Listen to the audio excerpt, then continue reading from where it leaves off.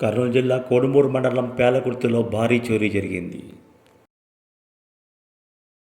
RMP doctor Srinivasulu ఇంట్లో దుండగులు దోపిడీకి పాల్పడ్డారు. 4 తులాల బంగారు నగలతో పాటు 10 తులాల వెండి ఆభరణాలను అపహరించారు.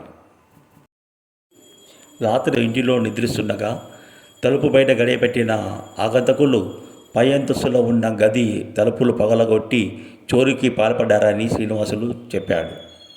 సీన్ ఆఫ్ అఫెన్స్ పరిశీలించిన పోలీసులు కేసును దర్యాప్తు చేస్తున్నారు.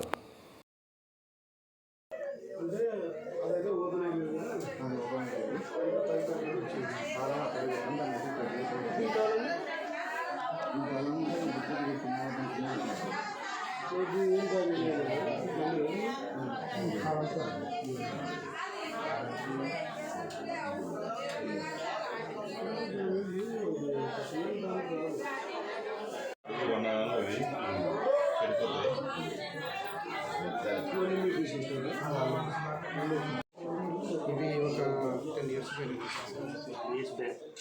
ఇది అయితే ఒక 2 years మాకు ఇల్లు కట్టించినప్పుడు మా అక్క వాళ్ళు పెట్టించారు.